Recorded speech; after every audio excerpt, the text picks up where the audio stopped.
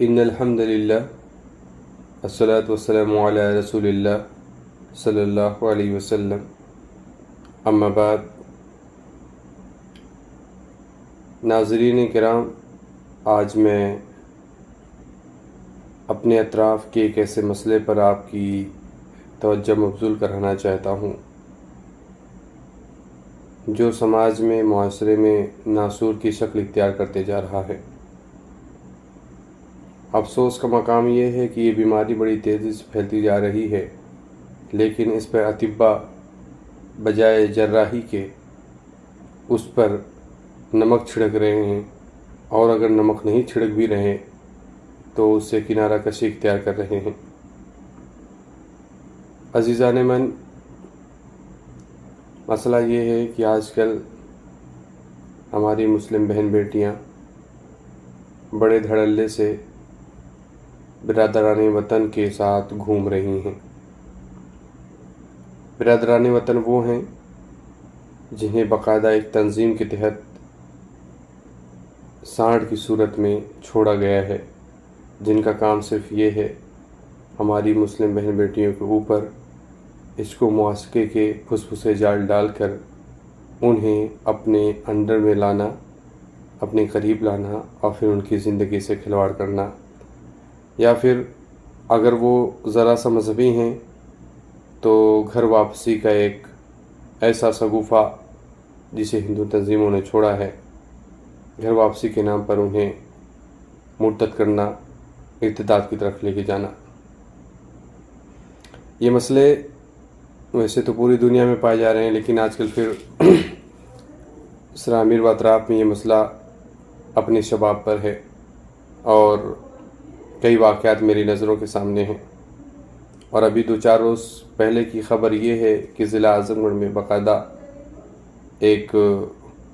مبینہ خاتون نے اپنے عشق کے چکر میں اسلام دھرم کو چھوڑ کر ارتداد اختیار کر لیا ہے.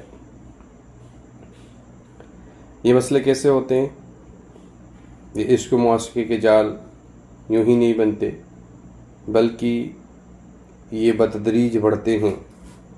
اور جب یہ بڑھتے ہیں تو اس وقت ہم اپنی بہن بیٹیوں کو کالج کے نام پر، بازار کے نام پر،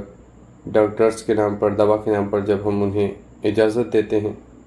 تو وہ دھڑلے سے اپنے عشق کی پینگیں بڑھاتی ہیں، اور پھر ایک ایسا نمونہ ڈھونڈ کے لاتی ہیں جو ہماری رسوائی اور ذلت کا سبب ہوتے ہیں. سامعین محترم، اگر ہم نے اس تمام چیزوں پر قدغن نہ لگایا تو وہ دن دور نہیں کہ ہم بھی رسوائی کا شکار ہوں، ہمارا بھی سر شرمندگی کی وجہ سے جھک جائے گا، اور اتنا جھک جائے گا کہ پھر ہم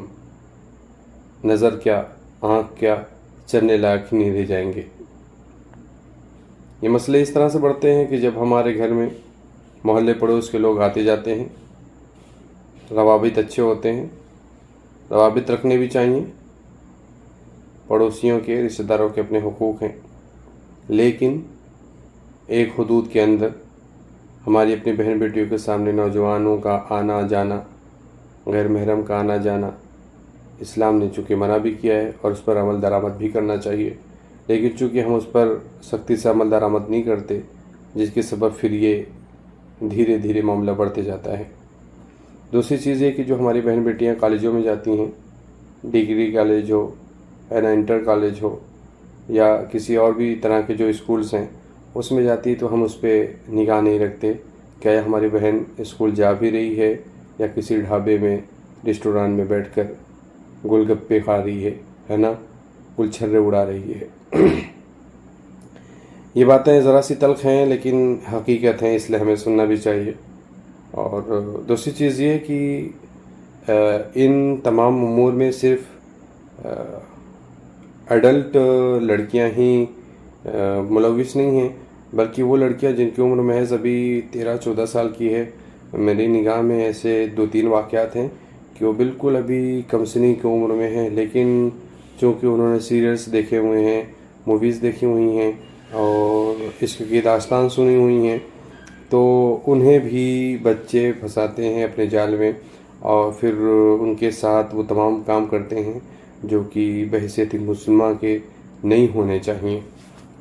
تیسری چیز جو اہم ہے وہ یہ کہ اگر ہم تھوڑا سا اس پر سختی کریں تو ان سختیوں میں ایک ہے ٹیوٹر۔ جو ٹیوٹر ہمارے گھروں میں آتے ہیں، ہمارے بچوں کو ٹیوشن پڑھاتے ہیں، اس میں ہماری ماؤں کا کردار بہت اہم ہوتا ہے اگر محبت کی پیکیں اس طرح سے بڑھتی ہیں۔ ایسے بھی کئی واقعات میرے ذہن میں ہیں کہ وہ ٹیوٹر بن کر آیا گھر میں اور داماد بھر کر باہر نکلا ہے، جبری داماد، ہاں جبری، توون و کرہن جس کو کہہ سکتے ہیں آپ، ہے نا۔ تو اگر آپ کے گھر میں ٹیوٹر آتا ہے تو ہماری والدہ یا ہمارے گھر کے بڑے بزرگ کہتے ہیں کسی کو اندر نہیں جانے دیتے۔ ٹیوٹر جو ہے چونکہ جوان ہے نا، اور اسٹوڈنٹ یا شاگردہ جو ہیں وہ شباب کے عنفوان شباب کا دور ہے ان کا، تو ہم کیا کہتے ہیں کہ بھئی اندر مت جاؤ، سر پڑھا رہے ہیں۔ باقاعدہ ہم ایک ٹرے بھیجتے ہیں اور پھر وہ پڑھاتے پڑھاتے سر جو ہے، ظاہر سی بات ہے شیطان ہر شخص کے ساتھ لگا ہوا ہے، تو پھر وہ سر نہیں رہ جاتے، وہ کچھ اور کام کر جاتے ہیں۔ تو ہمیں اس پر بھی دھیان دینے کی ضرورت ہے کہ ہمارے گھروں میں جو ٹیوٹر آتے ہیں ان کے ساتھ تھوڑا سا ہم کھل کر بات کریں اور تھوڑا سا آنا جانا ان کے ساتھ لگا رہے، اور وہ اگر ذرا بھی ان کی نیت میں کھوٹ نظر آئے تو فوراً بغیر کسی تعامل کے انہیں نکال پھینکنا چاہیے۔ دوسری چیز یہ کہ جو ہماری بہن بیٹیاں بازاروں میں آتی ہیں یا ڈاکٹرز کے پاس جاتی ہیں، ہمیں ان کی خبرگیری کرنی چاہیے کہ آیا وہ ڈاکٹر کے پاس ہی گئی تھیں کہ وہ ڈاکٹر کے نام پر کسی ریسٹورانٹ پہ ڈیٹ کر رہی تھیں، ہے نا۔ آخری اور اہم بات یہ ہے کہ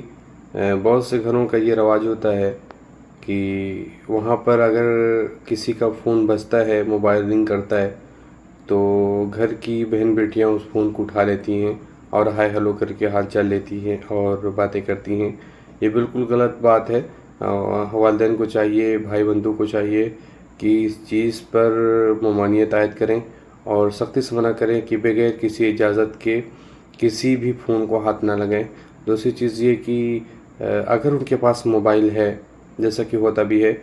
تو بحیثیت ایک ذمہ دار کے، بحیثیت ایک رائی کے، ہمیں چاہیے کہ ہم وقتاً فوقتاً ان کے موبائلز کو، ان کے واٹس ایپ کو، اسٹیٹس کو، انسٹاگرام کو وغیرہ وغیرہ جو آپ سب جانتے ہیں، ہمیں چیک کرنا چاہیے۔ اگر ہم نے ان تمام کام پر دھیان نہ دیا تو سمجھ لیجیے کہ بہت بڑی رسوائی ہمارے ہاتھ لگنے والی ہے، اور اگر انشاءاللہ تعالی ہم شروع سے سختی کرتے رہے تو امید ہے کہ انشاءاللہ تعالی ہماری عزت بھی، ہماری ناموس بھی محفوظ رہے گی اور ہم سر اٹھا کر چل سکیں گے۔